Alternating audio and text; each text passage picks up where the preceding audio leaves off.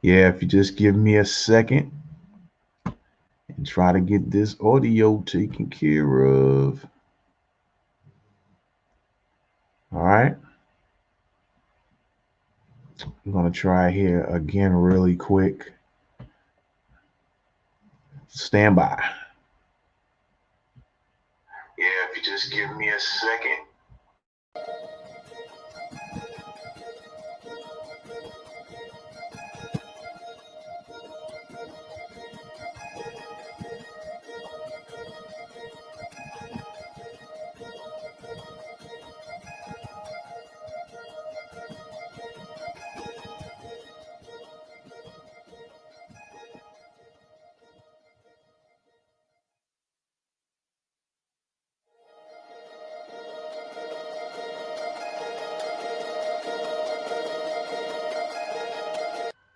All right, ladies and gentlemen, let's try this again. This is Dr. Claud Anderson. Let's see if it goes through now, and we'll get back with you on the other side.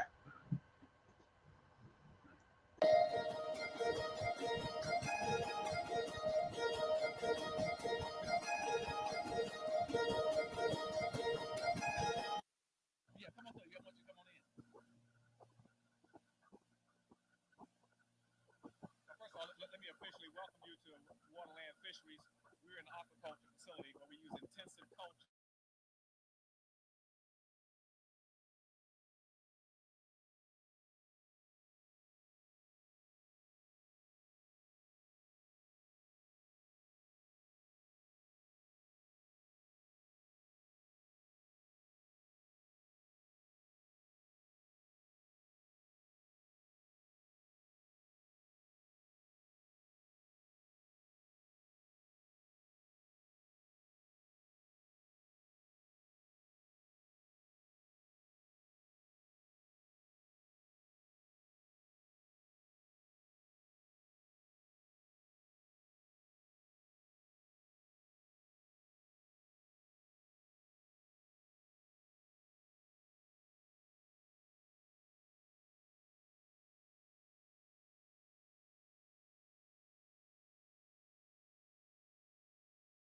Maryland, and um, and probably one of the biggest in the United States. Yeah, come on, sir. I want you to come on in. Well, first of all, let me officially welcome you to Waterland Fisheries. We're an aquaculture facility where we use intensive cultures in our tanks, recirculating tanks. Each tank is independent. Each tank holds about 12,000 gallons of water. 2,000 that goes to filters. The other is just an open pen. And the noise that you hear, those are from pumps. We use pump air into our tanks, and each tank is separate is separate and independent from the other tanks. And we put about, on average, each tank produces about 20,000 pounds of fish a year. And so, in this one building, we got 38 tanks, and these tanks are fiberglass tanks, they're producing tilapia right now, but also we're getting into other species. We're licensed and permitted to raise tilapia, yellow perch, hybrid striped bass, and also burundi. Okay. About 4 or 5 years now. We're the biggest seafood producer in the state of Maryland, and probably one of the biggest in the United States. Might even be the biggest in the world for Black people. That's privately owned rather than state owned, and our capabilities, production capabilities, is about 1 million pounds a year in here now. And as we begin to expand, we're going to be doing much more than that. And so as you come on in, I want you get a chance to look in the tanks and see how we raise our fish. And typically we put our fish in these tanks and at 4 different levels. One level is called, we like a nursery school level or an nursery school level. They stay in there about 2 months, and they move to an elementary school level for about 2 months, then to a high school level for about 2 months, and then to a college level for about a month, month and a half. So it takes about 7 months for these fish to go through the growth cycle. And we put them in there at about a about an inch long, and it takes about 7 months for them to reach an adult size of about 1.5 pounds in weight. And all these tanks are in orders. They come in these first tanks over here, these first tanks there, where you see the buckets hanging. Those are the nursery school tanks there. Those first 4 tanks there. That's where the nursery school is. Very small baby fish are. And as they grow in size and weight, they go down, they come back up this other size, and we ship them out when they get back up here again. But the road hasn't been without its challenges. But typically we would have 51 tanks in here, but we'll show you the other building over here, the nursery building, which has a problem with it right now. Shortly before we came to film Dr. Anderson, the roof on one of his 2 fishery buildings caved in, making the building inoperable. The biggest vertical integration was that building this seafood factory is the fact that we had a major problem back in the 1st of December when in our nursery building here, 11,000 square foot building we have, the roof collapsed from having been damaged by 3 blizzards earlier that broke the physical integrity of the building, and the building collapsed. And we had our building covered by an insurance company. And again, we're the biggest seafood producer in the state of Maryland, the only black one probably in the country of any consequence.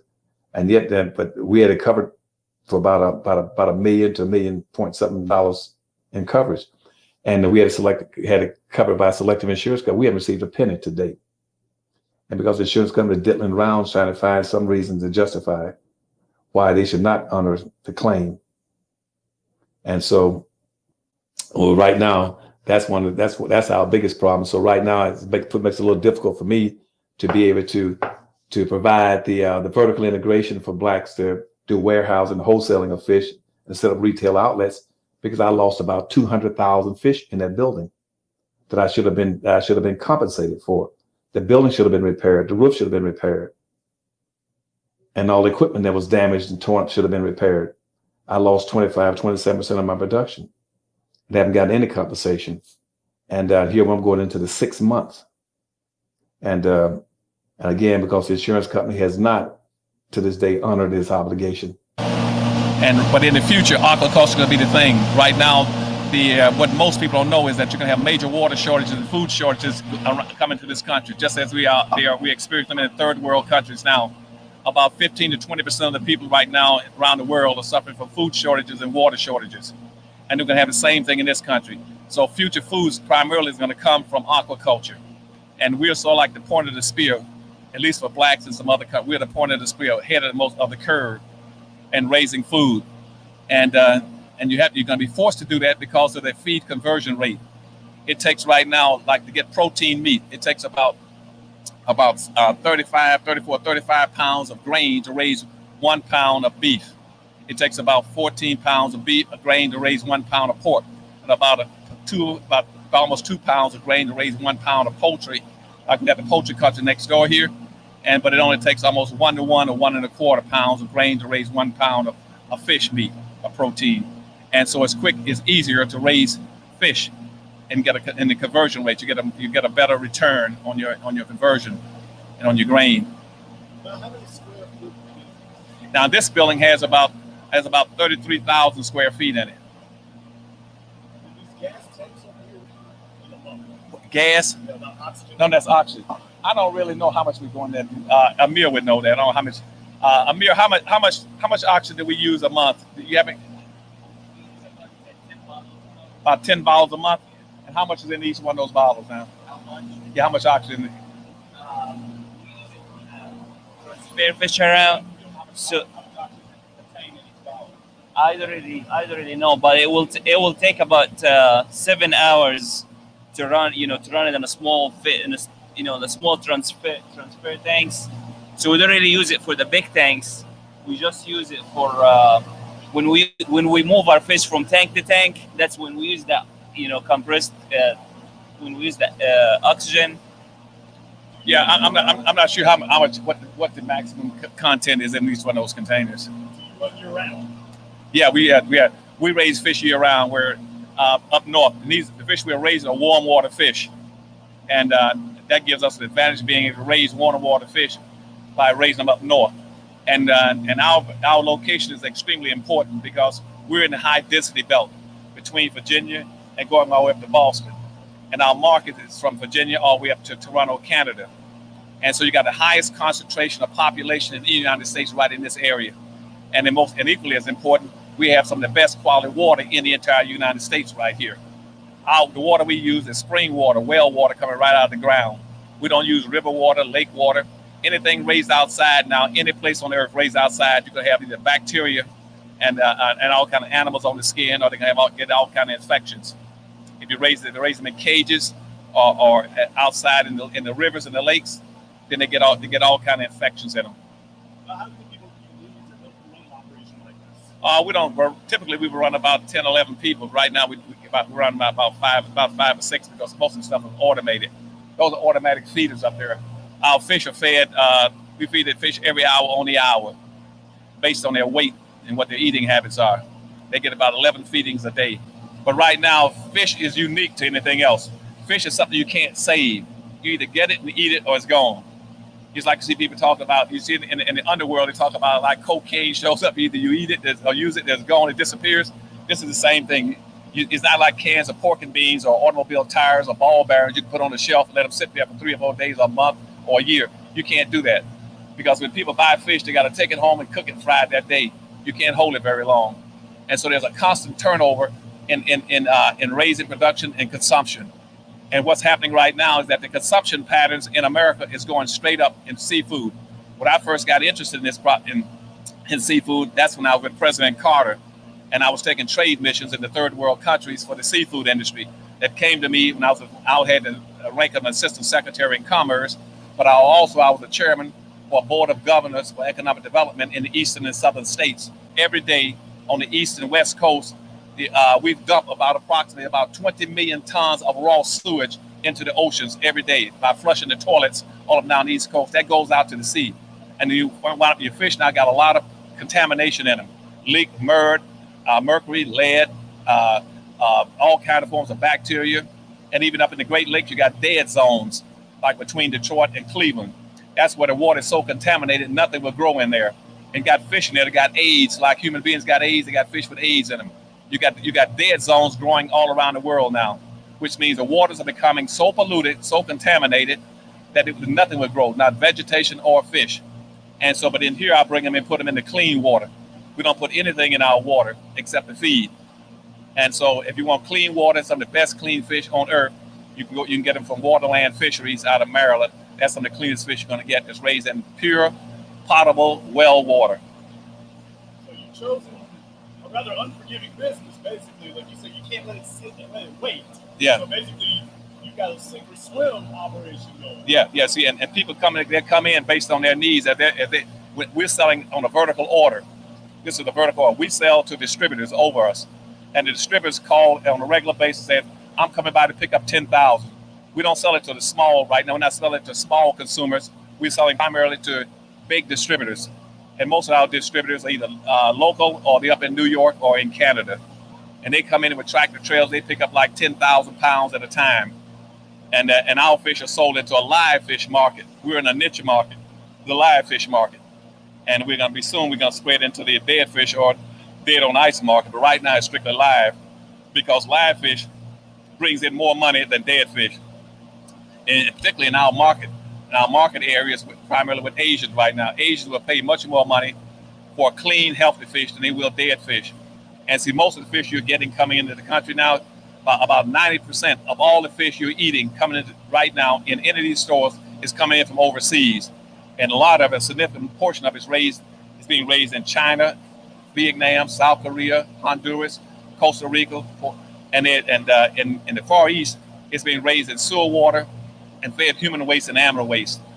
But it's being filleted, it's shipped in here, and a lot of it's being colorized. They spray it with CO2 to make it look fresh, and it's being sold in the stores. 90% is never inspected. Our government only inspects about 1% of all the fish being imported into the United States. And so I don't eat it, but I guess other people, you can get a taste of anything. If you can eat chitlins, you can eat that. But I don't. So we try to sell. We try to carve out a special market, and the Asians understand that most of the fish is coming in from the Far East, and 50% of all the fish is coming in from China. So the Asians in this country, particularly, they won't eat fish coming in like that. They don't want it, because they know the circumstances it's been under. So they want fresh fish. They want live fish, and you can't get any fresher fish than that fish that is still swimming and still alive. So we sell. That's why we sell to the live fish market. That's about as fresh as you can get. See, a lot of those third world countries, the government is financing and subsidizing a lot of their major industries, in particular the seafood industries, and they have systems like Karitsu, which means they will undersupport financially some of the businesses, make sure they're competitive. Everybody's going into a black community and selling something. Nobody is buying anything from black folk out of the black communities. So you got a displacement of your capital. I go into a black community, I can find a China Express restaurant maybe on every other corner. But if I go into Chinatown, I'm not going to find any black businesses in Chinatown. I go into a black community, I can find Burger Kings, McDonald's, anything, all kind of stores that are extracting the money out of the black community and displacing it into another community.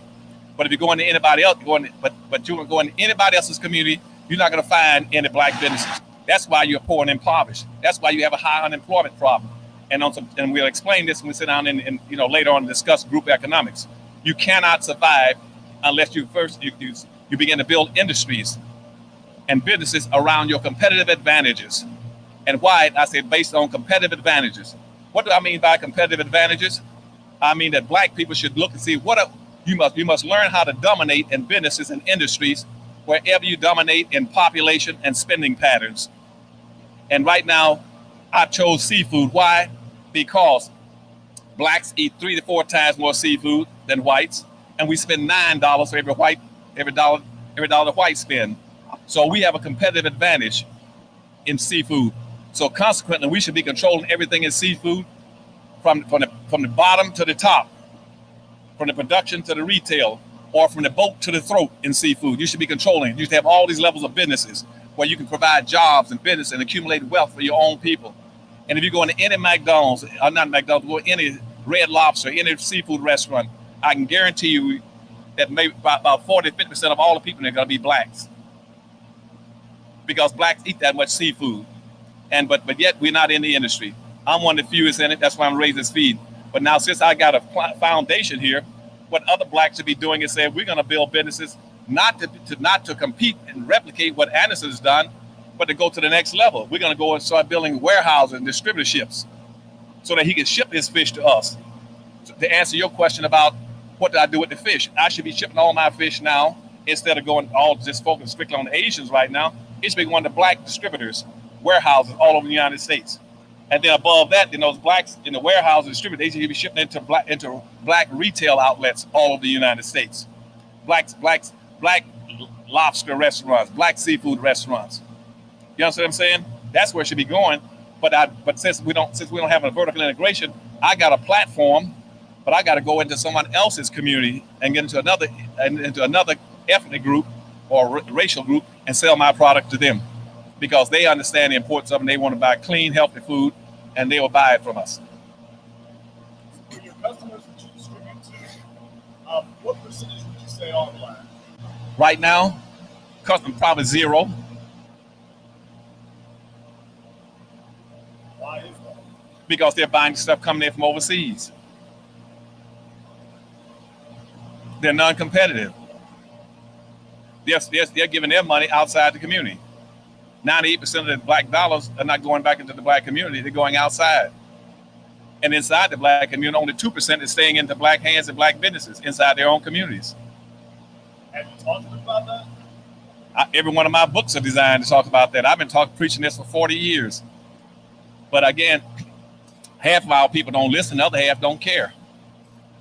You got blacks and visible blacks in the United States in pivotal positions. They don't care. They're totally indifferent. They don't understand the nature of what you're trying to do. They're locked into social issues, social integration. They don't understand capitalism.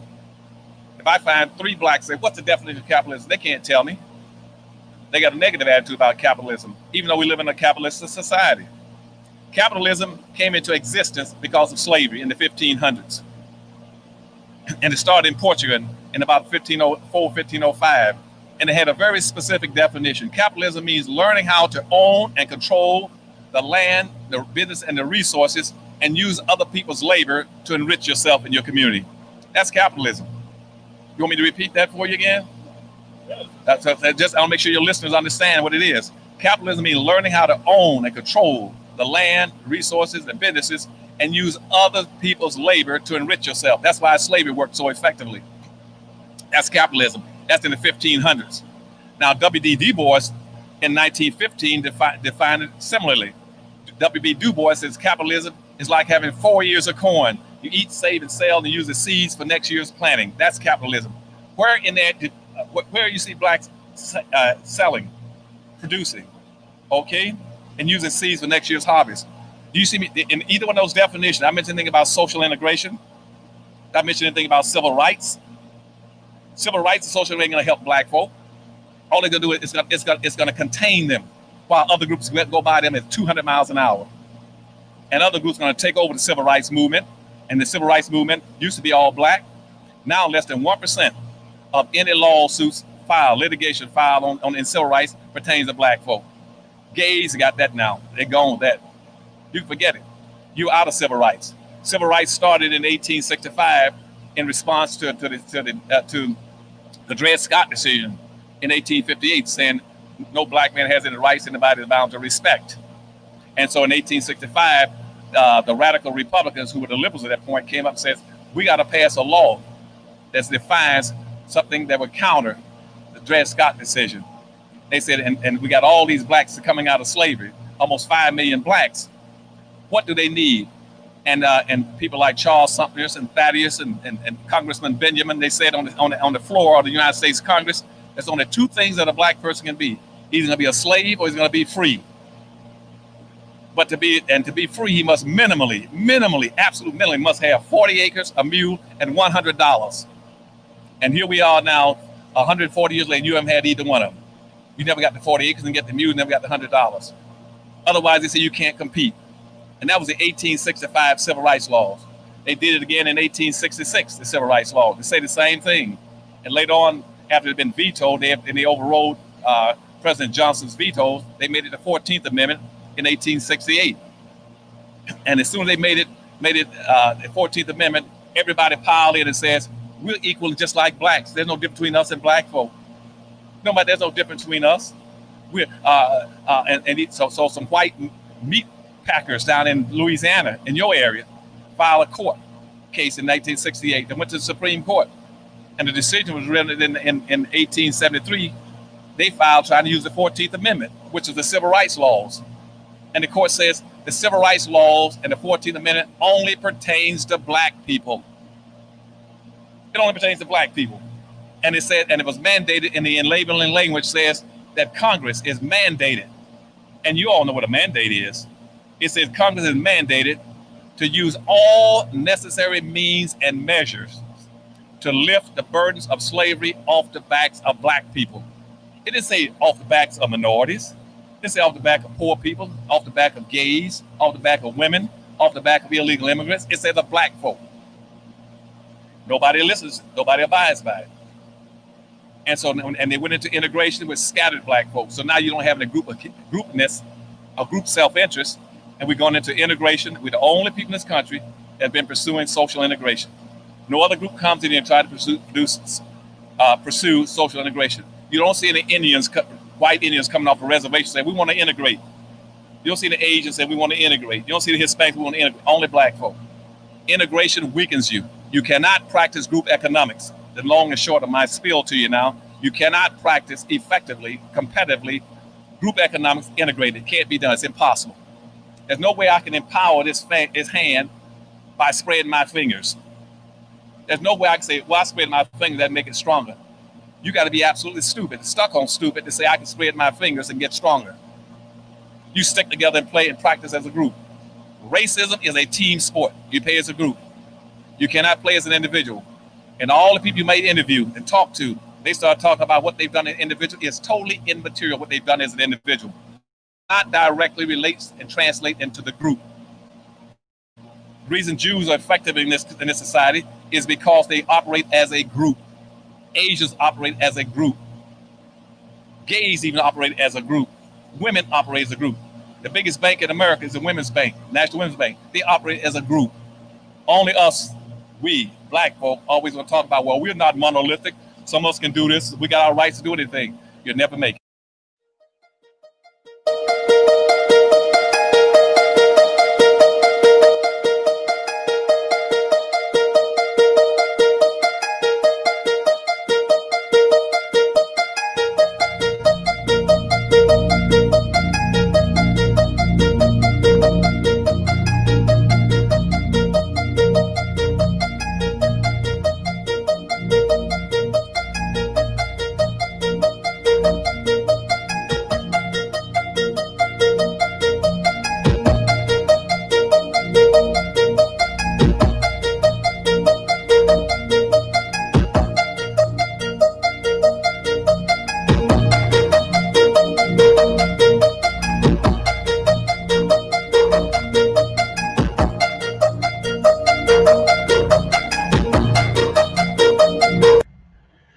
right, ladies and gentlemen, we're going to play the uncensored Claud Anderson and get some more information about entrepreneurship. All right, so let's take a look.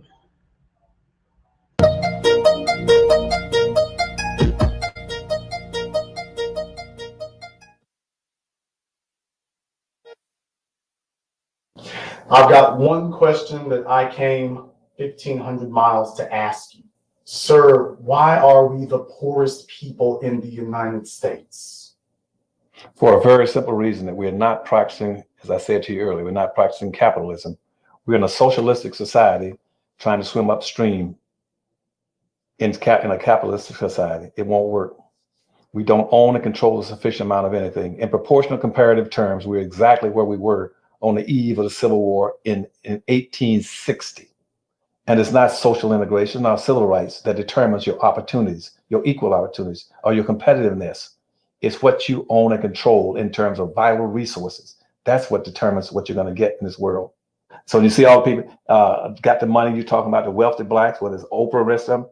Yeah, they're going to take their money, but they do not want to do anything that's offensive to whites. If Oprah's going to do something, and plus they don't want to connect right into the black community. You see all these blacks that got all the money? They ain't going to do anything specifically solely for black folk. Oprah might do something for black folk, but she can go all the way to South Africa to do it for the girls over there in South Africa. She's not going to go right down the street in Chicago and do anything for black folk. Subsidy. And in terms of redistributing wealth into the black community, it's wealth power that controls everything. How would a black athlete or black entertainer be a threat to society? There's no threat there. All he's doing is entertaining them. He doesn't threaten them. And so consequently, he can be as successful as he wants to. And they let him have whatever he wants because it reassures the white psyche that say, see, I'm not prejudiced. And it tells black folks to say, hey, see, racism is not perfect. Few of us got by. And so all those blacks you're talking about, the black entertainers and black athletes, those are safe blacks. They're never going to threaten the society. They're never going to threaten them. Only thing they're going to threaten is what? I want a white woman. How's that threaten society? Most of the civil rights leaders will go look for the white women. That's no threat to them. That's not going to change anything. And again, I told you the basis of a society is economics. And if you have a few blacks who can rise to the highest in a safe area, Tiger Woods can make all kind of money, hit golf ball. You can have Byron and the rest of these guys throwing and running with a basketball, a football, a baseball, a tennis ball, a golf ball. Whites could care less. They don't care. That doesn't bother them. What that does, that puts up a veneer that we live in a racially equal society, that we have equality, and black folk have ample opportunity to do everything they want. That is a false front. That's a pseudo front. It's a mirage. So what those individuals as entertainers and athletes do, they help present a mirage, a curtain that you can't see behind the curtain. You can't see all the destitution behind it. Nobody would look behind the curtain and say, yes, I see all these blacks with all this wealth and Jay-Z and Beyonce and doing all this wealth. They don't look behind the curtain and say that across America, that every black is carrying 6 to 8 times his fair share or proportionate share of everything is bad.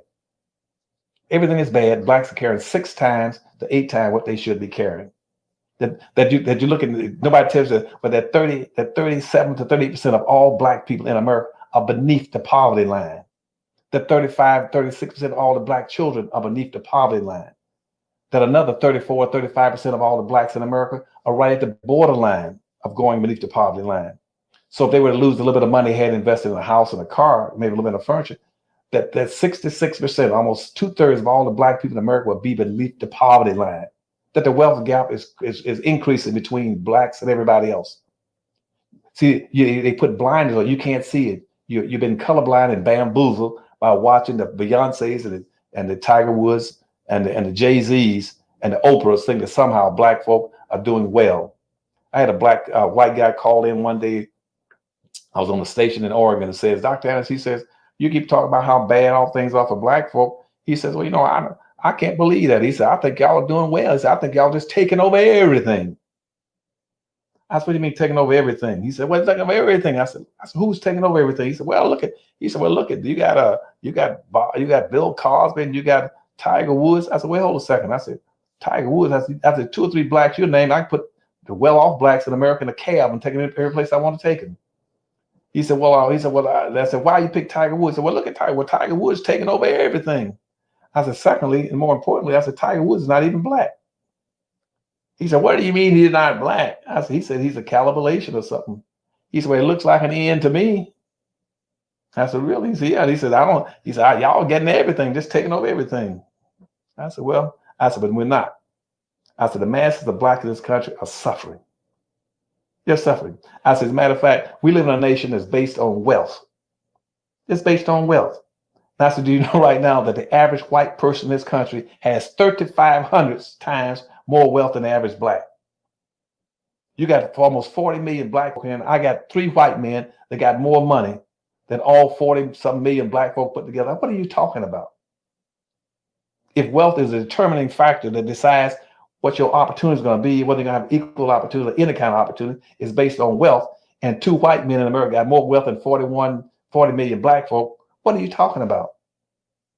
Well, we got Tiger Woods and Oprah. See, they don't even understand the issue, and your leadership won't make them understand. Don't even try to make them understand. They keep watching the BJZs and whatever they are, and the Beyoncés and the Tiger Woods thinking somehow black folk are succeeding. Black folk are now about the worst off they've been almost since slavery. They're going down. They don't want to control anything. Now, that's a very serious statement to make, that we are as bad off as we were slavery. Are you sure you stand by that statement? Except social. In terms of, in comparative proportional terms, you're still outside beneath the system. Now, just because the larger society has gone up, and you see black folk having more cars than they had when doing slavery, but in proportional comparative terms, you're still in the same place. You're still at the bottom of the list. Let's see what you do if you want to check this. What you do, you go look at the median family income in this country. You see that the median family income in this country is headed up right now. The highest median family income in the country is with Asians. They've even surpassed whites. Underneath that is whites. Underneath that is Hispanics. Blacks on the bottom. You take a look at the median family income of blacks in America. It's right pretty close at the poverty level, just barely about the poverty line. Go check. And if you're at the poverty line now, and you're at the poverty line, you came out and since you back out of slavery, when did you advance? Where did you advance? Let's go to the next. Let me give one other point on it. And let's take unemployment. See, we keep confusing, like unemployment, for instance. The unemployment rate in this country is not what you keep hearing. The unemployment rate is not 16% for black folk. The unemployment rate for black folk nationally, 6 years ago, the unemployment rate for black folk nationally was 35%. 6 years ago, that's before things got bad. And at that time also, it was 48% in Detroit, 48% in Baltimore, where you're going through there. It was 49% in Pittsburgh. It was 52% in New York for black men, 87% for black youth. Where do you all get this thing about somehow black folk are progressing? Show me in comparative terms. Go. With 70% of all black people in America living in and around 10 large metropolitan areas, those places are like jungles. They're almost living like animals. Go to Gary, Indiana. Look at the black neighborhoods in Gary, Indiana. Go look at Detroit. Go look at Pittsburgh. Go look at Richmond. Go look at New Orleans, find where blacks live. Go any place where you have a large concentration of blacks and see how bad off they're living. Go to Nashville. In this place you want to go to Little Rock. Black folk have progress. I don't know. There's an illusion being created. It's like remember that story about the king has on no clothes? Everybody thinks he has, except one kid that says, hey, he's naked. And I'm that kid that stands on the sidewalk and says, no, the king doesn't have on anything. The kid is naked. I don't mind telling people, black folk are not progressing in America, except socially. And they're socially because they're comfortable and they're safe. But Dr. Anderson, I've had people literally tell me, Mm-hmm. we have arrived. We can buy cell phones. We got shoes. and we can buy a BMW. What you're talking about is an antiquated make-believe. You're stuck off in post-emancipation. We've arrived. We can buy anything white folk can buy. We can get a house where white folk are. What do we have to be upset about or angry about? Obviously, we've made it. You're just stuck off in yesteryear. Well, why is it why can't a person that ran across the border last night say the same thing? He just ran across the border. He hasn't been subjected to slavery, Jim Crow segregation, lynching, castration, denial, exploitation. If he can do it, why? I mean, what's buying got to do with it? What you can buy, that's a negative.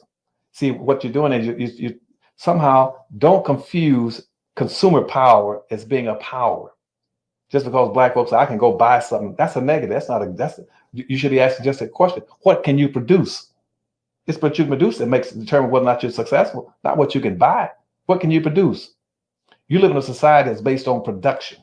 That's what determines your value. What do you produce? We live in a society where black folk are zero producers. Right now, the people that are going to survive on this earth are going to be those who produce. And you must be able to control these 4 things to be a producer in the future. That's going to be water, food, medicine, and energy. Black folk don't control any of those things. So tell them, keep doing it. Keep spending your money. Keep trying to socially integrate. Keep trying to think that successful blacks are those blacks who are visible in entertainment, sports, and singing and dancing. See, we've spent most of our lives focusing politically on things that are non-inheritable. See, when the civil rights movement started, you talking about your integration years. Is you a product of an integrated generation? What did your generation focus on? You focus on welfare, food stamp, public housing, okay, civil rights, social integration, preferential treatment, getting a job. How do you inherit those things? What is there to inherit? Other groups not focused on that. The rest of it, you see it, you go up on the hill. You know what they're talking about? Reducing the laws, for inheritance laws, for passing wealth on to the other generations. Do you know that 78% of all the wealth in this country is frozen?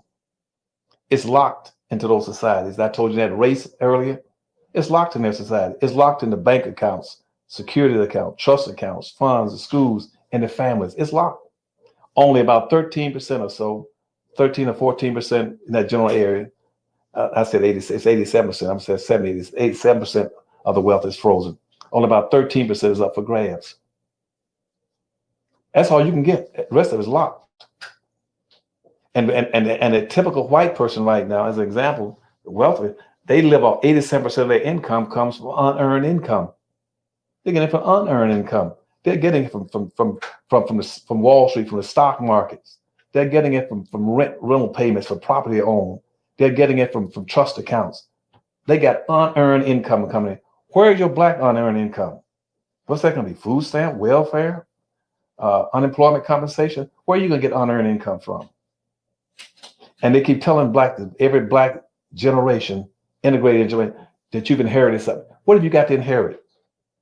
What black family is passing on any resources, any wealth to their children? So that means that, so what I'm saying then is that every white child at birth, he hits this earth in his community, in his church, in his family, in his neighborhood, in his school, in his race, with 87% of what he needs to be successful in life. He can reach out, unlike you just said, at any time and touch what he wants. He can go down the street and find banks. He can go find people that's in business. He can get cousins and relatives as professional people. He can touch it anytime he wants to. The 87 average white kid comes in with 87% of what he needs. You as a black person, you come in with zero. You come in with zero. You got to compete against a white child that has 87%. You come in with zero. So what they're going to tell you is that that's okay. You just got to run fast and jump higher. And that's not fair to black children. Black people have to learn that you got to start developing wealth and resources and pass it on to these children so they can be at least competitive, and quit focusing on this waste of time stuff about something that's irrelevant that you can't measure. Oh, I'm leaving my kids some hope. I'm leaving him with a good mind. I'm giving him with the blessing of a family. All that stuff's in. No, He needs something to compete against that guy that got 87%. What did they expect us to do? I mean, we hit the scene basically, as you said, with the other people having an 87% head start. What exactly did they expect us to do with this great big pile of swag that they left us? Well, see, but don't be too hard on mom and dad, because right now they thought really that the integration was going to be it. That integration would be like going to the promised land. But why? Because they did the best they could, but they couldn't see that far down the line. Nobody helped the civil rights leader look 20 miles down the road and say, what's going to happen? What's going to happen when you decimate the black communities, destroy them? What's going to happen when you allow them to use the Highway Act to run the expressway through every old black neighborhood? So you can go to any old black neighborhood. Used to be black communities in Baltimore or Philadelphia or Pittsburgh. You're from Philadelphia, right? No, I'm from Shreveport, Louisiana. The communities used to have, they ran expressways through them. But like when you go, Atlanta used to be the mecca for black folk. They had a place called Sweet Albany, where they had all the business, the best nightclubs, the best hotels, or even in Harlem. I spoke in Harlem about 2 weeks ago. We just came from there 2 days. And they drove me around and said, doctor said, look at this. And Norm Bond, who does a lot of economics, he said, doctor, I read your books. I said, you're absolutely right. He said, look at this. We're standing here on 125th and some street. He said, look at this. This should be the heart of Harlem. Now he said, look around. There's McDonald's, there's Burger King's, there's Xerox. Nothing here black anymore. We used to have all the nightclubs down here, the best restaurants, everything we got. We got nothing in here now. Absolutely nothing. And we just scattered. And he said, we're just going backwards and just sitting here like frozen deer on a highway. I said, that's right. Because you used to have it. And you're going to bring in these kids in the world and not going to give them anything. How are they going to compete? You used to have black schools, but now the schools right now are going to even the black colleges. And 67 to 70% of all the instructors on black colleges, not even black anymore. They're whites, Arabs, Asians, everybody. They're not black. The black college and your black colleges are integrated, and you go in there, they can't even talk about black issues anymore. What was the problem with integration? What was wrong with it? The biggest thing was that it should never been the issue. The issue should have never been integration. Why would it be integration in the first place? No, you said, no, that's not the issue. The issue should be aggregation. The aggregation means that I should be able to come together on a plane, whether you got integration over here and you got segregation, I should be able to come on that plane, on that stick, any place I want it, and aggregate. Aggregate means pull my people together, pool all of their resources, their money, their votes, and their power, and their bodies and population to do whatever's best in our group self-interest. Then you have a 5-story building. You can come out and you start raising cane and being a competitive group, and then you socially integrate. There's nothing wrong with integration now, but you should integrate after you get all the rest of the things in place. Don't try to integrate when you haven't got anything. A prince will not marry a pauper.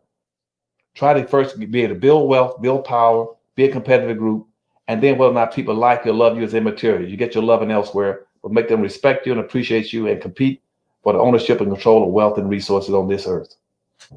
Hispanics, as you know, as you predicted, eclipsed our numbers, caught us in 2000, and eclipsed us about 2010. Exactly as you predicted, exactly when you predicted. At this point here, since they are a minority like us, shouldn't our goal then be to build a black and brown coalition? Nope. Why would you want to do that? What's the interest in it? What's the interest? What's the incentive for them to go down and identify with you? They over you. They came in over you. Why would they want to go down? How would Hispanics benefit by going down? Benefiting also hooking up with somebody that's beneath them. First thing. Secondly, they're not a minority. Hispanics throughout this country have always been classified as Caucasians. They were Caucasians up until the 1970s, when the first affirmative action plan came out, and one of which I'm unfortunately was involved in creating in the country. They've always been caucasians. Right now, out of all the Hispanics in the United States, only about 0.3% are classified as non-Hispanic. They're all classified as Caucasians. Hispanics have always been Caucasians. When they get to be a minority, and and all the other groups right now, I don't even understand the concept why blacks think that you got a process in this country where everybody in this country is classified as whites, except black folk who are black, and even Asians are on probation to be white. And we all look up to it and say, "Well, look at that black. He's the president of a big white company." And but see, and that in itself is inappropriate behavior.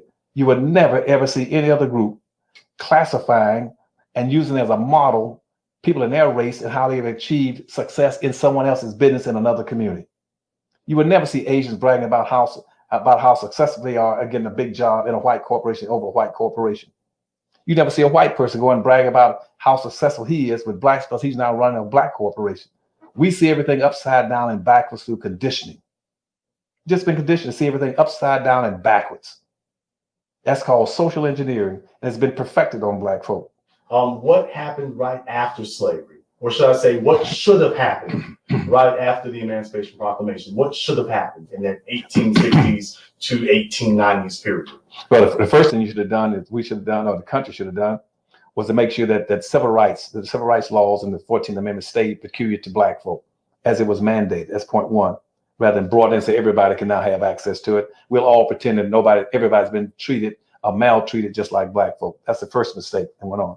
Two, you had a Freedmen's Bureau that put black folk into a protected class, just like Indians. Dr. Ryan, we got a federal Indian Bureau right now, still in the government. Black folks sort of had a similar thing, a Freedmen's Bureau, which meant they should have been in the protected class. That's why they started Freedmen Banks and stuff. But again, the white racists in the country killed off both of them, stopped it. And that not only stopped it in the 70s, but all the money that blacks had put into the Freedmen's Bank was stolen and looted. Nobody raised the issue of it. You haven't seen the United States Congress today saying, why don't we go back and reciprocate and or recover those funds that were stolen from blacks out of Freedmen's Banks. So that nobody's addressed any of those issues. Thirdly, is that as black folk got their freedom and we began and had opportunities to start moving into the structure, guess what the country did? The country then closed the system down when it came out in the 1870s. That's why Reconstruction only lasted for only 10 years. They closed it down by 1875. So it's over. And started bringing in replacements. They started bringing in immigrants. To bring in immigrants to replace black. All the opportunities and doors were open. They brought in immigrants, and they said, well, we're gonna shift it to them. And see, and even though let me back up from 1875 back to about late 1860s. At that time, out of about 150 so-called Quatesians in the country, practitioners in the country that were good at agriculture raising, almost 125 of them were black people that were the experts in raising crops. But guess what they did? They created farmer alliances to shut black folk out. So black folk could not raise certain crops anymore. Look at the back of dirty little black labor white wealth. You see all those laws saying they can't raise certain crops. And then and the banks then wouldn't even allow them to pick up money to do it. They raped the money out of Freedmen's Bank. They say we'll shut you down on this. And so, but black folks then, they said, well, black folk need education. The fourth thing, black folk right now hold the record for the greatest educational achievements on the earth. Contrary to you, I'm talking about what Asians do this and whites do this in education. No, black folk hold the honor of being the quickest self-educated group of human beings on earth. Between 1860s and 1896, a 30-year time period, black folk did a miraculous thing. First of all, they reduced their illiteracy rate. In 1860, about 96% of the black folk in America could not read and write.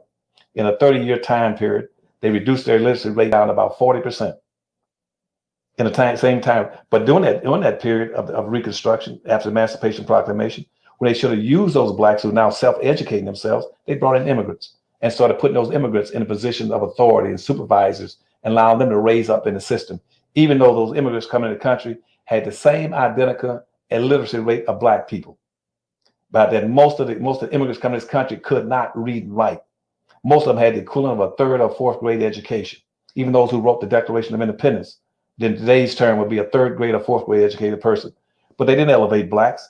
They're doing the same thing now with the H-1B program.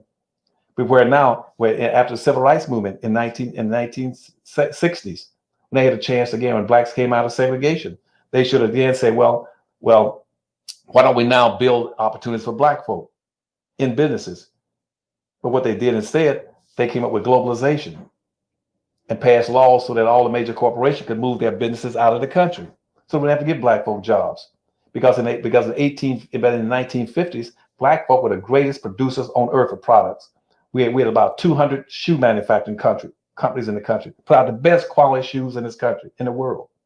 They moved all those industries to Taiwan. So the Asians can raise it with a cheap labor class. And all the businesses that were in those urban cities, they moved them to the suburbs. Black folk didn't run down the cities following the Emancipation Proclamation. They moved all the resources out of the city to the suburbs. And then in response to when blacks started pressing for civil rights. Then by the 1940s, when black folks started pressing more for integration, whites then came together. All those immigrants that are coming to the country, they came together and said, look, we're no longer going to have Jewish communities and Polish communities and Italian communities and Irish communities. We're going to come together as a group under the pretext of just being Caucasians and European whites, because we don't want to be integrated and segregated. Split. Blacks don't understand what racism is. Black people cannot be a racist. Racism is a power concept. Point one. Point two, it's a group concept. Racism is a power concept. It's a group power concept. Black people cannot be a racist. To be a racist, you must have enough power, be identified with, associated with, or be a member of a group that has a sufficient amount of power and wealth to be able to subordinate, exploit, misuse, abuse, enslave, a Jim Crow segregation, or tell another group who they can marry, who they can't marry, who can go to school and they can't. Name me one group of blacks anywhere on earth that can do that to whites. When have blacks been in a position to do this as a group? Ramses II. so 2,000 years ago. So obviously you can't be a racist then. So if it's a group concept and your group is in the ditch, and so you can't be a racist as an individual unless you identified, associate, a member of the group that has that kind of power and wealth, then why would blacks ever worry about racism? Only thing black folk can do that even comes close to racism, they can be a reaction to racism. See, any blacks you see right now, there's a simple reaction to racism. They said, well, Dr. Anderson, isn't Farrakhan a racist? I said, why? They said, well, look, he talks about this, stuff, and that. No, he's not a racist. They said, well, I heard a janitor say this about a white person, say a white person was this and that. Isn't he a racist? No, he's just reacting to white racism. It's like somebody, if I took a stick right now and was swinging at you, I'm swinging a stick, and you're ducking. So you're just reaction to my swinging. That doesn't make you a stick swinger. It makes you you just reacting and ducking. And black folk right now that you see when they react and talk about black issues, that doesn't make them a racist because they're talking about black issues. It just makes them that they're reacting to white issues. That's all that is. It's simply that they're a reaction. And the other point, the fifth point is reason to answer your question why blacks haven't been that successful is because we stopped focusing on blackness. You started about 1915 and 1916. W.B. Du Bois said we got to come together and function as a group. You got a pretty large following, especially online. Oh, really? I didn't know that. Particularly among young people in their 20s. Well, do they ever buy my books and stuff? I don't know. They claim they've at least read them, so I'll have to tell them if you don't. But those books will give them all kind of information. Well, one of the things that I constantly hear about from them particularly is, well, they don't think they have an opportunity here in America. They feel like, well, we would be better off going to Africa instead. What do you think of that as a plan? I think that'll be foolish. Why do you say that? For a very simple reason. It'd be going backwards again. I told you a few minutes ago, we tend to see things upside down and backwards. When we built the country, we built the nation. The nation was built off our labor, using our culture. Why would we give up something we already got that we built? Why would you abandon it? And most importantly, since black people right now in America are the best educated black people on earth, and we're in the best position for the black people on earth, why would you go back to Africa where you give up all that? They would say that people have too much of a stranglehold on power here. You should go to some place where you have the majority of the numbers, the majority of the countries. No, it's just the opposite. You go back to Africa, African blacks are worse off than you are. I used to take trade mission. How do you go back to Africa? Those blacks over there can't do it. I went going to Nigeria and I was taking trade mission, and the average black family had an annual income of like $429 a year, total income. What do you expect them to do? They've been colonized. They don't have an education, don't have the resources to do it. And black folk need to be like Jews. Jews in the United States are the most powerful Jews on earth. And Jews in the United States dictate what happens to Jews around the world. They set the policies. Jews in America set the policies for the United States government and what they can do and what they can't do. Jews in America control most of your major industries, whether it's the banking industry, legal industry, movie industry, garment industry. And now black folks should be doing the same thing. Black folks should be saying in America, since just like Jews, if Jews are the most powerful group and the better off group of Jews in the world, and they set the policies, why don't we in the United States as black folk learn how to empower and enrich ourselves? And once we get enough power and wealth and resources in this country, then we got an obligation to do like Jews, to go to Africa, to go to the Caribbean, go to South America, and start looking out for other blacks who are less off and less educated. So you must have 4 things to be successful. And you got to have control. You got to have the capital. You got to have control of the resources. You got to have the politics. You got to have the education. Blacks in Africa doesn't have it. Contrary to all the stuff you hear about what's in Africa, blacks control nothing of consequence in Africa. They are symbolic. All they do is sit in leadership positions. By and large, most of the resources in Africa are still controlled by Europeans or now even by Asians, where Asians are coming in from China, Japan, taking over most of the resources in Africa. And the Arabs started way back in the 700s as they marched into Africa in the search of the 3 Gs, God, glory, and gold. They're not controlling anything. They're functionaries sitting in political office in Africa.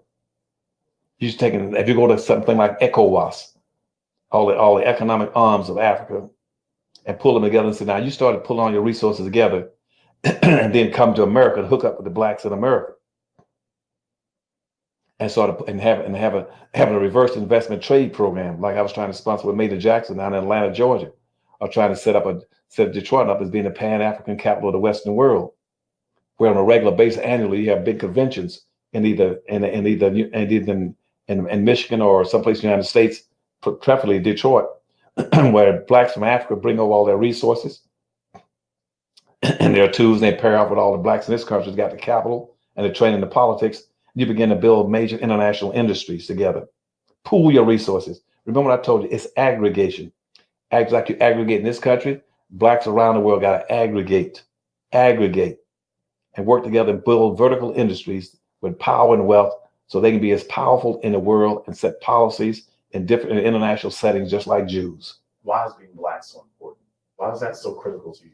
It's critical to me because you got to have some means to get black folk to identify as a team. See, I can't base it on what fraternity you belong to.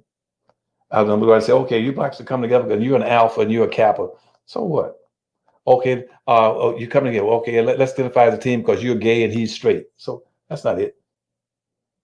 And what black folk have to come to understand why blackness is important is for the simple reason that whether they like it or not, racism is a team sport. You can only play and win as a team. You cannot play and win in a race-based society as an individual. It's impossible to do. And whether you like it or not, God has arbitrarily assigned you to a skin color team. You either play together as a team or you lose by default.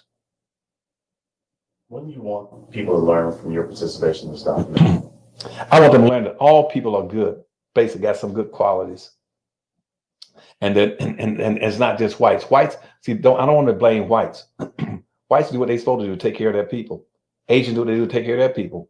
I don't want them to have no negative feelings about Asians, Arabs, Hispanic, anybody else. Don't have those ill feelings. They're doing what they're supposed to do. They take care of their people first. Then they've got something left over, they take care of other people. Blacks should do the same thing. I don't want blacks to go out and hate anybody, be against anybody else. I want you to learn to take care of your people too. But don't just because other people won't take care of your people, don't you try to emulate them and say, well, nobody else cares about my people. Why should I care about them? That's where your problem is right there. We keep trying to look in the mirror and imitate how other people treat us. We want to be like them, so we mistreat our own people too. That's your problem. Quit mistreating your own people because other people mistreat Black folk. Don't hate other groups. Just do what they do.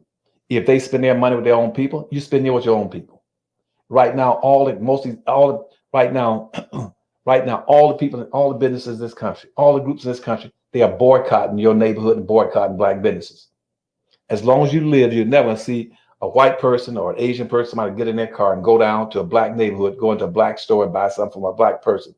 As I've said on a number of speeches, if you see it, take a picture of it. It might be worth something one day, because nobody. But see, on the other hand, Black folk, every time they get paid, they run straight to somebody else's neighborhood, somebody else's business, and buy something. And the reason is because the other groups are boycotting you. BOYCOTTING. They're boycotting you. They're boycotting your neighborhood. They're boycotting your race. And you're loving and running, hugging up, trying to get along with them and giving yours. You're running around begging for a free butt whipping. That's what you're doing. Black folk remind me of old hound dogs in the South. You can walk out the hound dogs in the South and on these old country roads, you walk down the road, an old hound dog run off the porch and try to follow you. Black folk do the same thing. White folks start down the road, Black folk can run off the porch and try to follow them down the road.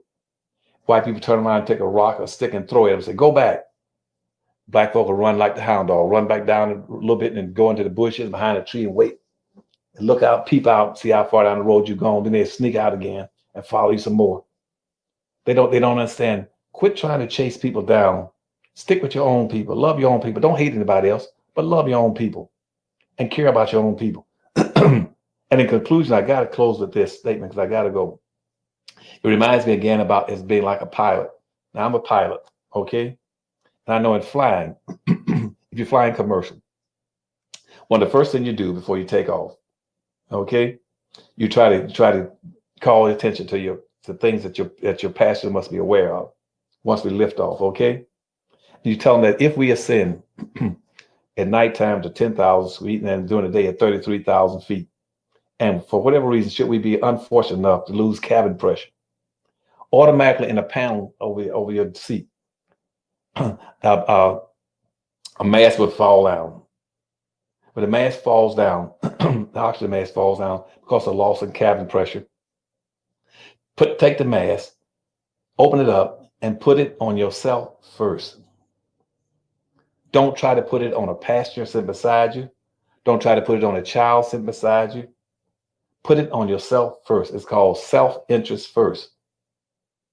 And see, and that's taught to every passenger, and it's required in every airplane prior to liftoff. Everybody knows how to do it.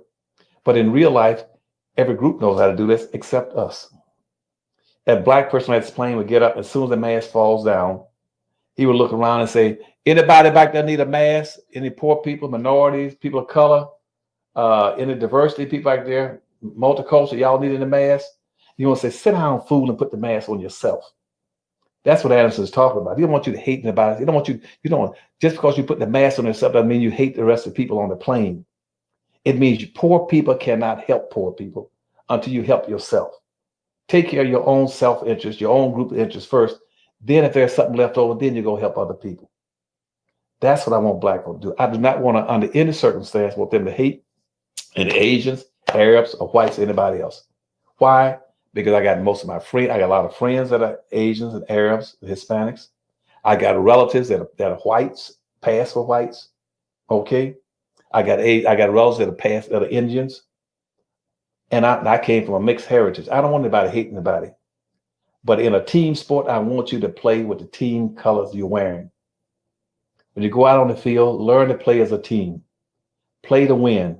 And to the present day, Black folk have not won any games, and you can't even get a darn score on the board because you won't play as a team. As soon as you go into the huddle, you don't want to wear the uniform, skin color uniform. You want to wear the uniform of the guys that you're playing against. You want to wear their uniform. You won't come out to practice. And when somebody throw the ball to you, half the time you want to catch the ball and run the wrong way with it. And then we got some people, you can throw the ball to them, they take and steal it and go take it home with them. And if you call the signal and tell them what the next play gonna be, they'll run up in the stand and tell the other team what you're up to. That's called meritorious manumission. Tell everybody else what you're doing so you can stop. They can stop you. And then if your own man catches the ball and you see him coming, you'll run and tackle him instead of blocking for him. You'll throw him down. So what I'm saying to you, learn how to play as a team. Don't hate anybody, and be an effective, competitive group in a competitive society that is practicing capitalism. Dr. Anderson, thank you very much for your time. We definitely appreciate it. Well, thank you.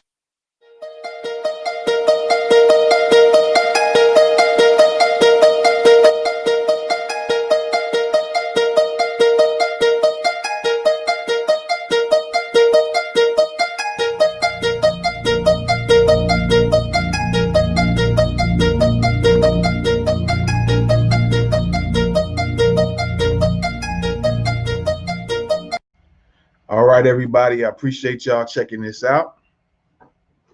I definitely hope that you will learn something from this. All right. I hope you guys learned something from this.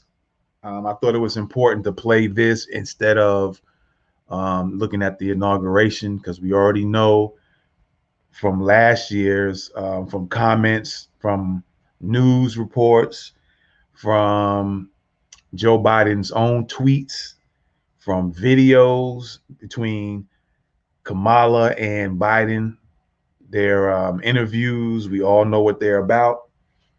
They've showed you what they were about, what they are about, and I'm sure they will continue, even as recent as how Biden was talking to those black folks on that Zoom, so-called private Zoom conference. He chastised them. He talked to them like a pimp to a hoe. So they was like the boule hoes.